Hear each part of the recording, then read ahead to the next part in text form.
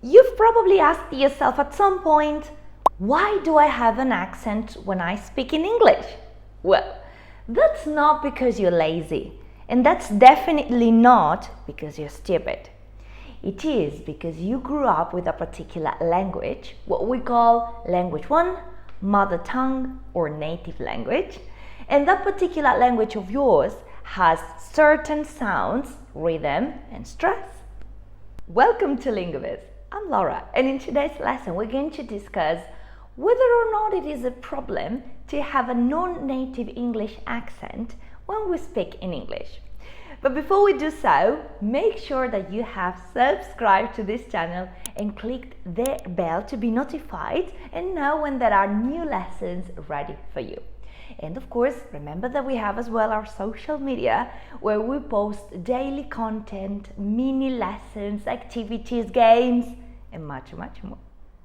We have an area called the vocal tract, which is a place in human bodies where the sound is produced and filtered.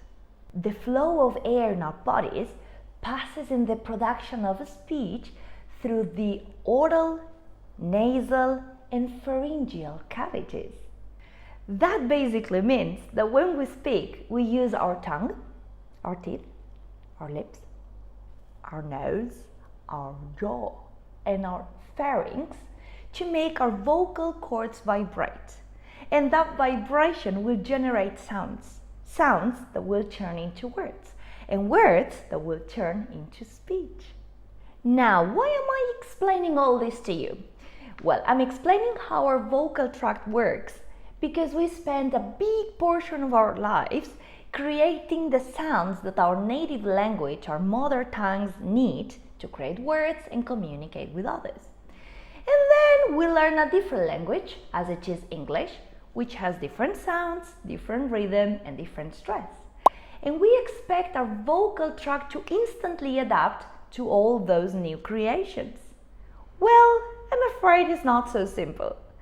Different people learning English might find it more or less difficult when trying to adapt their vocal tract to the sounds English has. That way, they may sound more or less native when they speak in English. But in any case, my question is having a foreign accent a bad thing? Is it so bad if we speak in English and people can realize that we were not born and raised in an English-speaking country?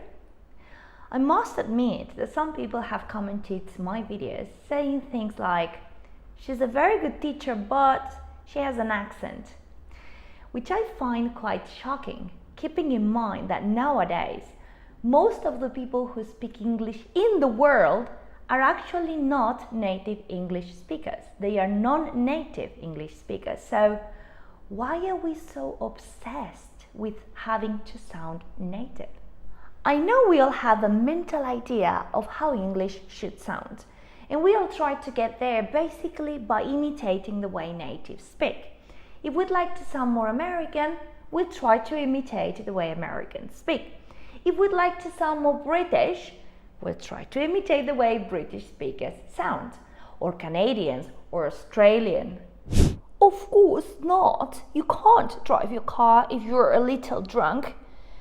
Oh gosh. Of course not.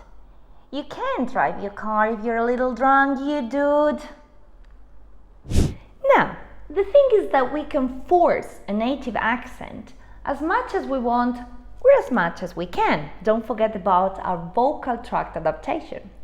But in any case, the most important thing is that we speak in English correctly and that we feel ourselves when we do so. I don't see much point in going crazy trying to cover our foreign accent and pretend to be someone we're not. What for? As long as our pronunciation in English is correct and we can communicate our ideas clearly and fluently, why should we all sound in any particular way? Obviously, I'm not encouraging you guys to speak in English incorrectly. Don't get me wrong. What I'm trying to say is that you don't need to sound native to have amazing English. For example, I'm gonna give you two situations. Which one would you prefer? One, being totally fluent and able to express whatever you want to say without any difficulty, with a wide range of vocabulary, even though you have a non-native accent. Or sounding totally native, but getting stuck every now and then because you can't find the right words, or you make the same grammar mistakes over and over again, which makes you feel insecure when you speak. Which option would you choose?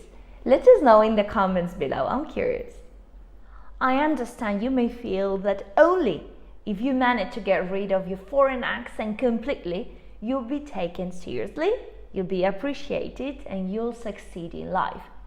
Because I'm a non-native English speaker myself, and unfortunately I've sometimes experienced the discrimination and bias that our society has, as evidenced by the comments I previously mentioned.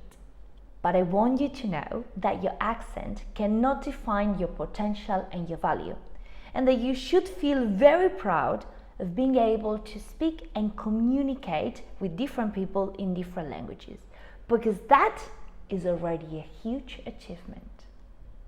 So I feel really proud to say that, yes, maybe you can tell I wasn't born and raised in an English-speaking country, because actually English is my third language. But you know what? I couldn't be more satisfied with what I have accomplished. I hope that this lesson today has inspired you and given you a little push to keep going in the right direction, which is not getting rid of your accent, but improving your English, making it correct, and making it part of yourself. And to do so, have a look at any of the videos we have prepared for you to help you improve and to help you reach the goals you have in mind. Don't forget to subscribe, and I'll see you very, very soon in our next video. But in the meantime, practice this, enjoy it, and share it.